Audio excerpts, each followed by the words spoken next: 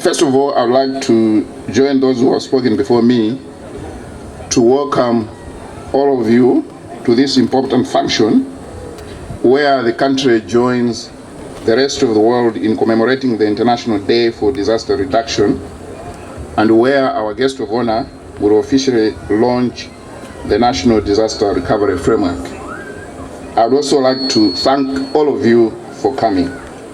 Ladies and gentlemen, as you know, my task this afternoon is to humbly request the guest of honor to deliver his commemoration speech and officially launch the National Disaster Recovery Framework.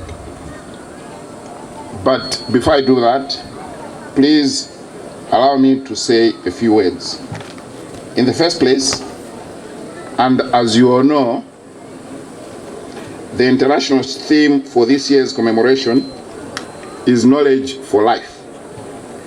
The international theme has been localized for Malawi, and the localized theme is Knowledge for Life, Indigenous Knowledge for Disaster Risk Management. This year's theme focuses on raising awareness on how communities can better use their traditional and indigenous knowledge and practices in disaster risk management to complement on the scientific knowledge generated by scientists such as meteorologists from the Department of Climate Change and Meteorological Services.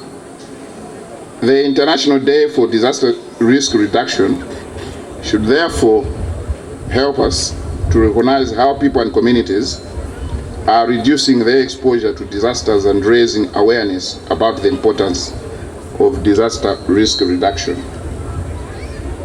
Honorable Minister, ladies and gentlemen, let this day assist the government and its development partners in highlighting approaches for engaging local communities in the implementation of the Sendai Framework for Disaster Risk Reduction, which is people-focused and action-oriented in its approach to disaster risk reduction. Disasters, many of which in this country are exacerbated by climate change, have a negative impact on investment in sustainable development. In view of this, it is necessary to build capacity at the local level in disaster risk management.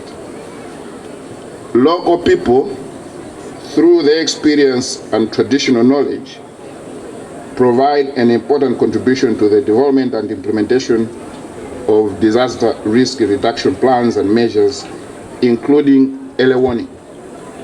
The combination of indigenous knowledge with scientific knowledge is therefore very vital for disaster preparedness as well as building resilience of vulnerable communities. It is important to note that indigenous knowledge can easily be passed on from generation to generation.